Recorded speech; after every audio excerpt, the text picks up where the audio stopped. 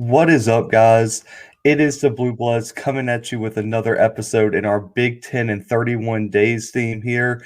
And we are joined by Austin Meek, who is a Michigan insider and staff writer for The Athletic. And I just wanted to say I appreciate you joining me. Yeah, sure. Thanks for having me. For sure. So, let's get right into the season, the 2020 season, a 2-4 season for the Wolverines, but they had their last three games canceled due to COVID. A lot of uncertainty surrounding the offseason and spring practice. Did this season for you, though, fall short of, meet, or exceed your preseason expectations? I had a feeling that Michigan might take a step back in 2020, but I definitely didn't anticipate that it would be as drastic a step back as what ended up happening, especially not after the way Michigan played in its first game against Minnesota. I mean, thinking back to that first game, myself and I think a lot of people came away from that game really impressed and feeling like Michigan was a contender in the Big-10, and then the wheels just completely fell off. Joe Milton was so impressive at quarterback in his first game and just regressed as the season went along. The quarterback position ended up being a big question mark. The defense really collapsed, and there have been a lot of changes, offseason changes because of that. So, I had a sense that the program was in a little bit of a precarious spot coming off of the 2019 season, but the drop off, I think, was even bigger than I would have anticipated. Right. August 11th was the day Kevin Warren made the decision to postpone the season. We heard about Nebraska, Ohio State, some of these schools really fighting the decision. What was Michigan's tone? Were they one of the ones fighting back behind the scenes? And what was your initial reaction to Kevin Warren's decision to postpone the season? Yeah, Michigan was not the most outspoken school, but certainly there were voices at Michigan who were outspoken about wanting to play. Jim Harbaugh was, he was clear after the Big-10 made that decision that he felt like it was safe to play, that he wanted to play. There was a kind of a core group of players on Michigan's team that organized a march across campus to make the case for playing the season.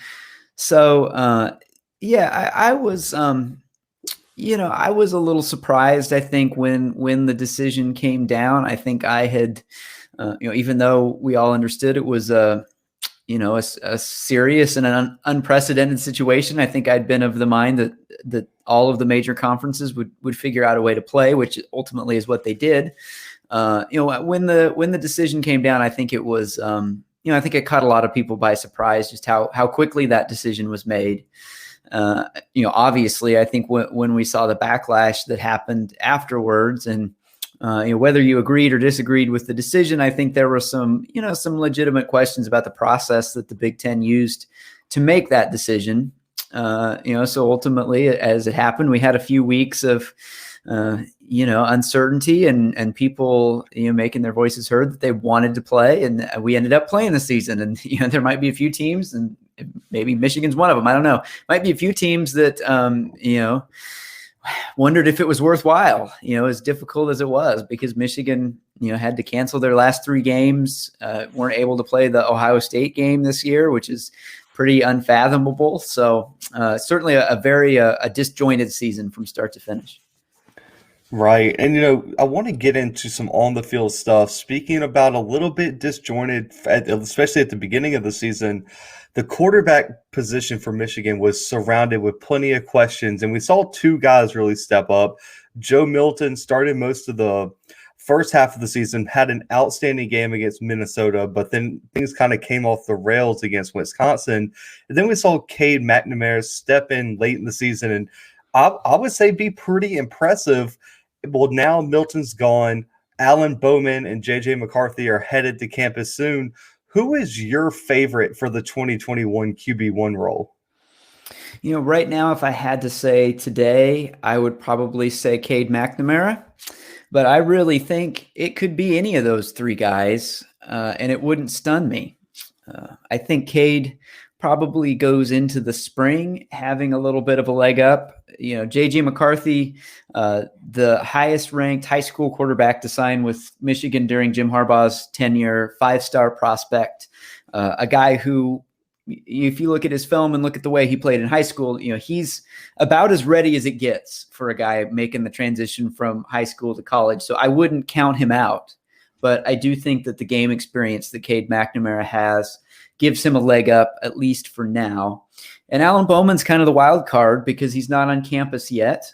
He will be the most experienced of the 3 quarterbacks when he gets here. A guy who early in his career at Texas Tech put up some really impressive numbers, looked like he might be the next record-setting quarterback to come out of Texas Tech. Then there was the coaching change there. He had some pretty gruesome injuries that he had to fight through, ended up entering the transfer portal. And so we'll see. I really don't know if Alan Bowman is coming in to be just to give some experience in that room, to be a backup plan if one of the other 2 guys isn't ready, or if he's coming in with the idea that he could be the guy. I don't know. We'll see. But if I had to pick somebody right now, I'd probably go with McNamara. Right. I want to go back to, you mentioned McCarthy, the highest rated quarterback recruit, under Harbaugh. There's been a little bit of a criticism about Harbaugh developing quarterbacks he recruits. We've seen him have success with transfers. You look at Shea Patterson, but the freshman quarterbacks that he brings in don't always work out. They sometimes transfer. How big is this for Harbaugh's perception of his job at Michigan for JJ to really work out in the long run?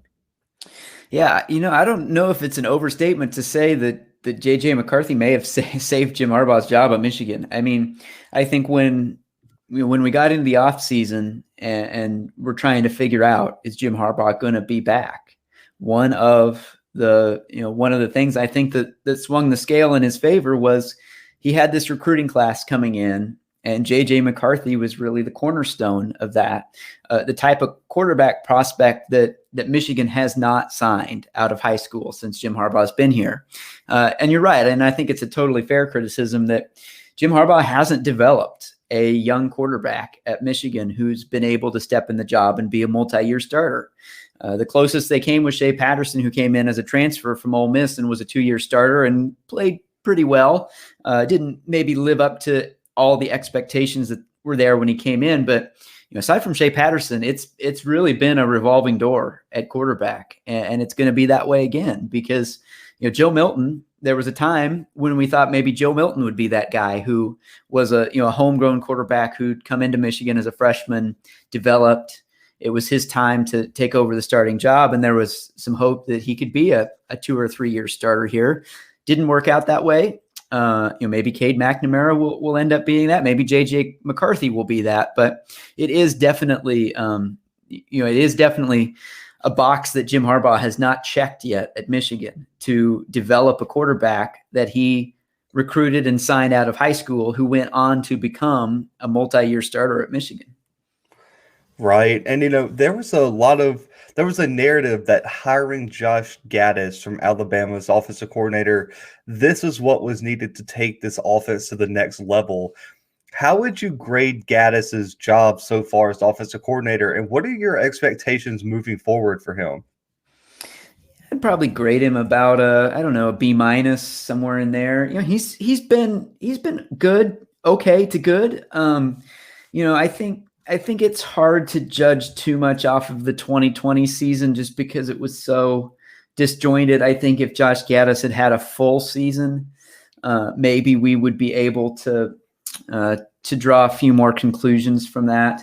But it definitely has not been, if anybody thought Josh Gaddis was going to come in and just right from the start transform Michigan's offense into an offense that looks like Alabama's or Ohio State's or Clemson's, that certainly has not been the case. I think we've seen some signs of progress.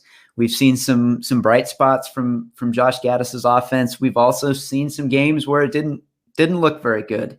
So I think they're still trying to figure out in a way what exactly the identity is going to be, because there's kind of two different two different directions. There's the idea of the up-tempo RPO-based offense that maybe would look a lot like Alabama's.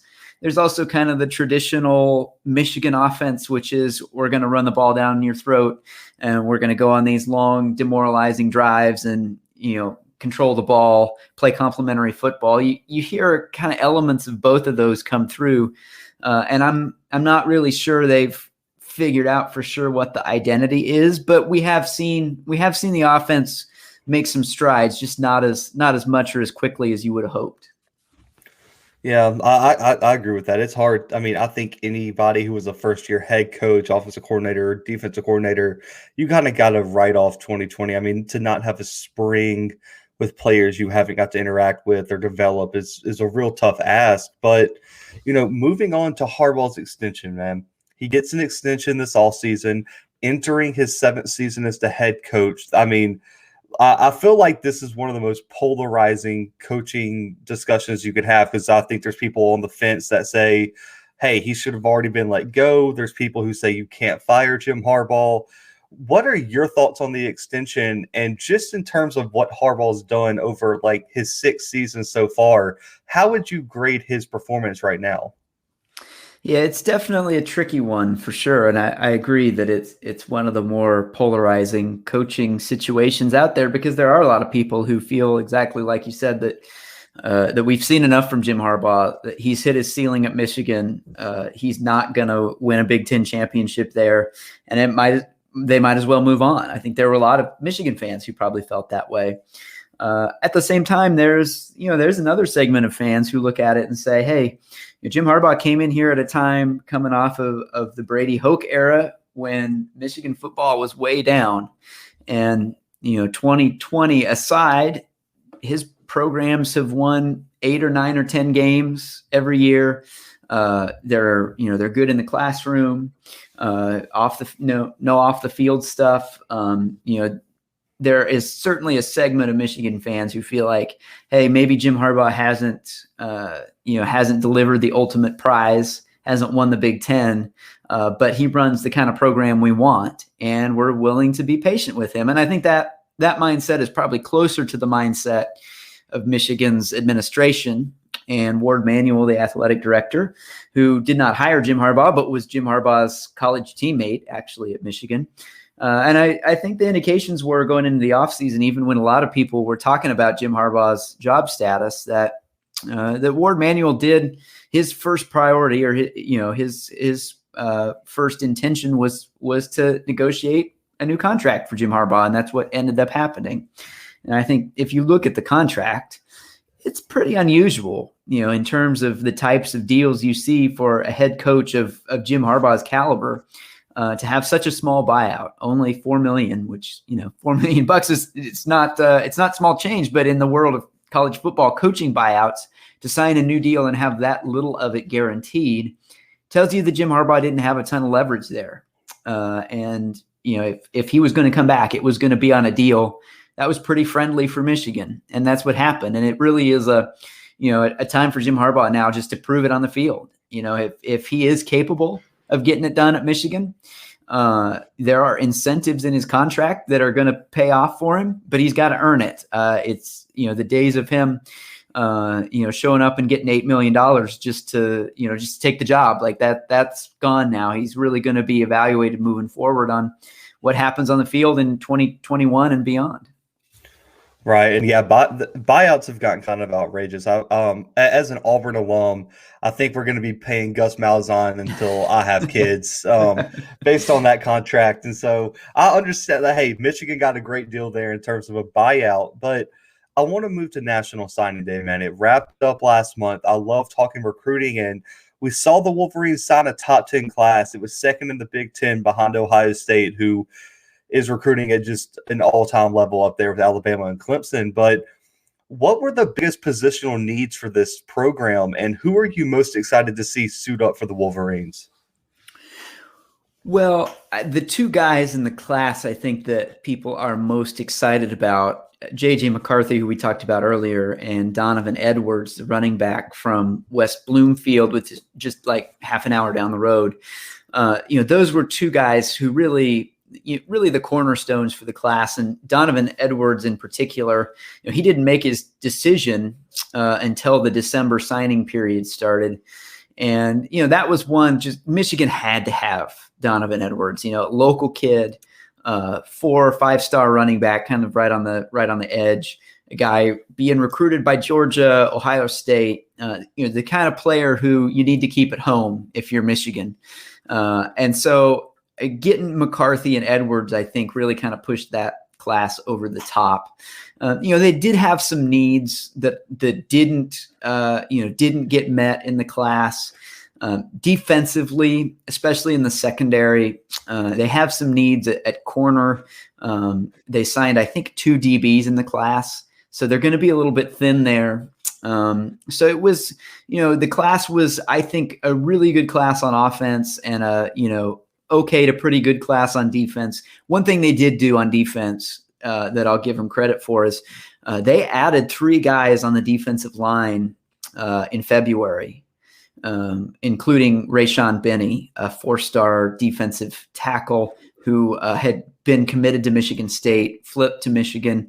So they were able to do some stuff in the February signing period that I think makes that class look better on defense. But still a few holes there. But overall, with COVID and with all the uncertainty with Michigan and Harbaugh's contract status, I thought it was pretty impressive that they were able to put together a top 10 class. Right. And I mean, you talk about secondary needs. That's where I was going to move to next. I mean, looking way ahead to the 2022 class, they already have a top 11 prospect in Will Johnson coming in from, I believe it's Grosse Pointe, Michigan. Yeah. 5-star kid. I mean, I broke it down on one of our episodes. This kid, I mean, his pro comparison is Stephon Gilmore. And then their second highest rated recruit's a safety out of Tennessee and Taylor Grove. So do you expect defense to be just an overwhelming priority in this 2022 class? And are there any prospects who aren't committed now that we should be looking out for as top targets for Michigan? Yeah, I do think they need to hit defense hard in this class. I thought Will Johnson was he was the must-have player for Michigan in this class because, again, a local kid, a 5-star prospect, his dad played at Michigan. If there's one player that Michigan really needed to land in this cycle, it was Will Johnson, especially because he plays corner, which is a position of big need. So that one really, when they got Will Johnson, that really changed the complexion of things for their 2022 class. As you mentioned, they got a couple guys out of Tennessee committed. There's a couple guys locally that I would expect Michigan to be a big contender for, including Dylan Tatum, another kid from West Bloomfield. His high school coach, also Donovan Edwards' high school coach, Ron Bellamy, is a former Michigan player who joined the Michigan staff this offseason. So you would expect Michigan to have a pretty good pipeline with some of the Detroit area kids because of that. And then, nationally, Michigan's in on some guys. I've seen Michigan mentioned with a guy like Walter Nolan, one of the top players in the class as a defensive tackle. We'll see if Michigan's able to actually get in the mix for a recruit like that. If they are, it'll be a sign that their new defensive staff is really taking things up a notch. But yeah, I think the model moving forward for Michigan is going to be really to recruit the state of Michigan better because they've had some high profile misses there. And then also get out nationally and maybe get involved in some higher profile recruitments that they haven't been in the mix on, especially on defense. Right. And, I'm interested in recruiting. I think Michigan's recruiting has to pick up, especially when you see what your biggest rival in Ohio State's doing. As an Auburn fan, I get it too, because our biggest rival is Alabama, and we just saw them sign the highest rated class in the history of college football. But moving on to next season, man, there's a lot of young guys who I'm expecting to step up for this team. But just for our listeners, who are some players that we might be overlooking that could really shine and have their breakout years next year? There's some guys coming back who are not unknown players, but players who, maybe aren't known nationally, who could end up having good years. Ronnie Bell is a wide receiver. He's a guy that we don't talk about him a ton, but he's just always so consistent and productive. And he's had 2 good seasons for Michigan, and he'll be back. And I'd expect him to have another good season. A couple guys I'm interested in on defense. Daxton Hill at safety was a 5-star recruit, a top 30 player in the class when he signed in the 2019 class, I believe. He hasn't really had that breakout season yet. Has played a lot, has played in some different spots, and has played pretty well, but hasn't really had that year when he puts it all together. So maybe this will be that season for him.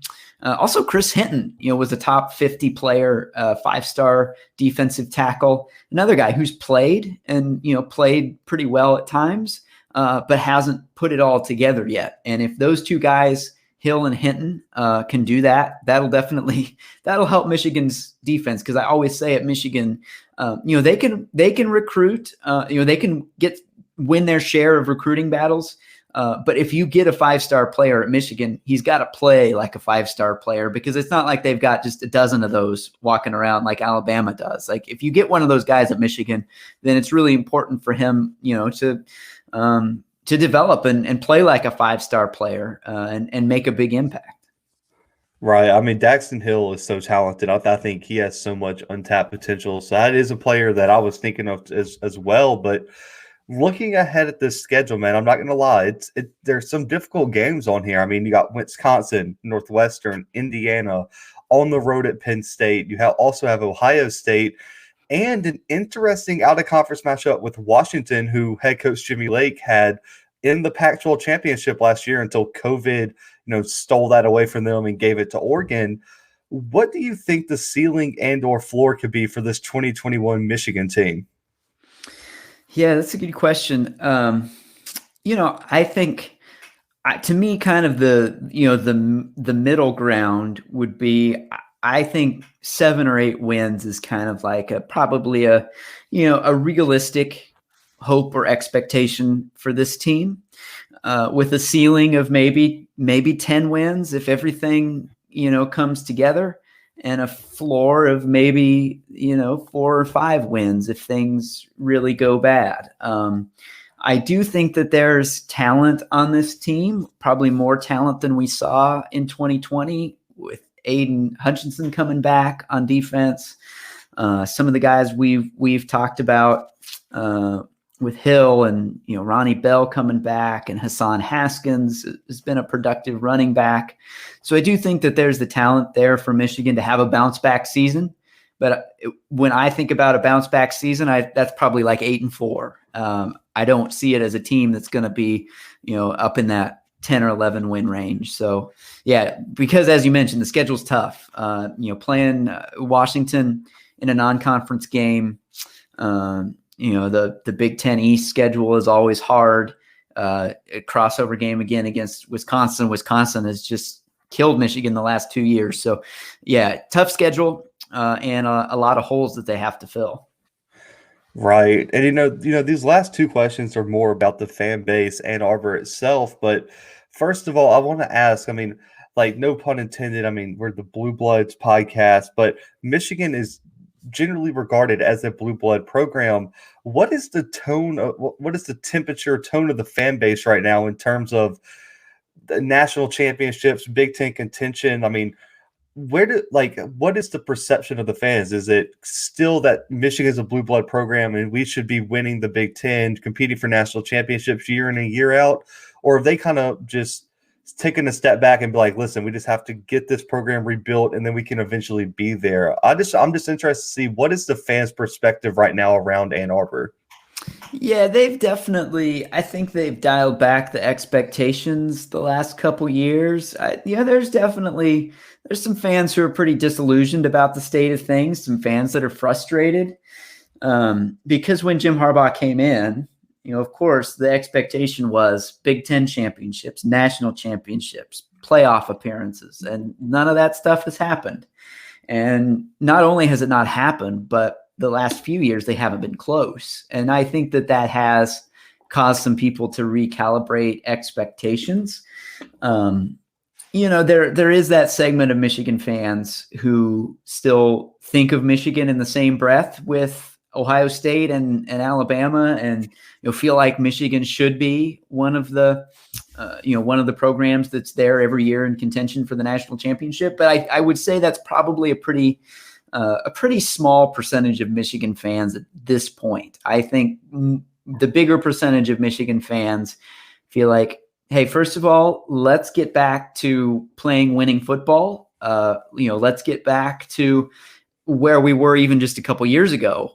Winning 9 or 10 games. That would feel like progress at this point. Nobody was happy with that at the time, but it would be a nice step now for where the program is.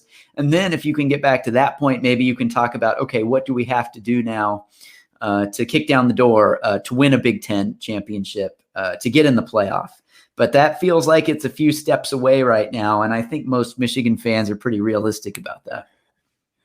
Right. I mean, like I said, Auburn fans are some of the most delusional fans at times. I mean, thinking that we're Alabama and stuff. But I mean, and I think the Big Ten as a whole has gotten better. I'm sure you would agree. I mean, Northwestern's playing its best football right now. Wisconsin and Iowa. You still have Indiana on the upswing with Tom Allen. I mean, the parity in the Big Ten is at an all-time high. So I think it's just the road has also become more difficult as things have kind of played out. But this last question here, man, I love asking this question. I actually have a trip planned. If fans are allowed, I am going to try to make it to the Michigan-Ohio State game this year. I'm skipping the Iron Bowl for the first time in a while, and I'm going to try to get to that game. But what makes the environment of Ann Arbor and the Big House so unique on game days, and why should fans have it on their bucket list? I had never been in a stadium that held that many people. I think it's just the sheer size of it, because I had covered I'd worked in the Pac-12, I'd worked in the Big 12. So, a stadium with 80,000 fans, I'd seen that before, but 110,000 fans in one place. You don't see that many people in one place, hardly anywhere except for the Big House and a couple other places. So it's a very cool kind of historic atmosphere. It's not like the craziest atmosphere you'll find. Like I covered a whiteout game at Penn State, and that by far was like a crazier atmosphere. But the thing you get at Michigan is just that feeling of history, with the brick and the stone, and you just feel like you're somewhere important. So it's definitely it's a bucket list trip. I hope you're able to make it up and enjoy it, because it's a pretty cool experience to see that place when it's full. And I hope it's full this year. Yeah, the whole thing is Auburn's with the first-year head coach. As long as we aren't in like playoff contention or SEC championship contention, we're going to take these next 2 years and go to the Big House 1 year and then try to get to Columbus for the next game the next year. We're trying to knock off some trips. Also got a Penn State game planned because Auburn is traveling to Penn State this year. So I'll be up in Big Ten country, man. But I just want to say I appreciate you coming on here, man. It's a wrap on the interview, but where can our fans find you? I'm a subscriber to The Athletic. Some of the best writers work for that company. So where can they find you, man? Yeah, man, I appreciate that. You can find me on Twitter. It's @ByAustinMeek. And yeah, would love, if anybody's not a subscriber to The Athletic, we would love to have you on board. In fact, we got some promotions going right now around the draft and the NCAA tournament. So yeah, check us out at The Athletic. It's been a lot of fun. This is going to be my 3rd year with The Athletic, and a lot of cool things coming in the future. So yeah, appreciate you having me on. This was fun. Absolutely, man. So, guys, make sure to go subscribe to The Athletic. I'd recommend it. Check out some of the work by Austin. I'll be following Michigan football, man, and I'll definitely be reaching out closer to the season. So, and hopefully Michigan can make a strong run at the tournament. Do they play today or tomorrow? The Michigan basketball team plays Saturday. Yeah, one of their best players got hurt. That was kind of a bummer, but they've had an amazing season. They've been a lot of fun to watch. So yeah, I'm kind of hoping they can make a run too. I'll be root for them. Auburn, at NCAA violations, so we couldn't make it. So I got to root for somebody. But man, I appreciate it. But guys, go Go check out Austin. Go check out the Athletic. Y'all know where to find us. We'll be wrapping up our Big 10 and 31 days later this week, so make sure to check that out. We have some big guests lined up for Big 12 and 30 days next month. But guys, for myself, for Austin, and for the Blue Bloods, we are out.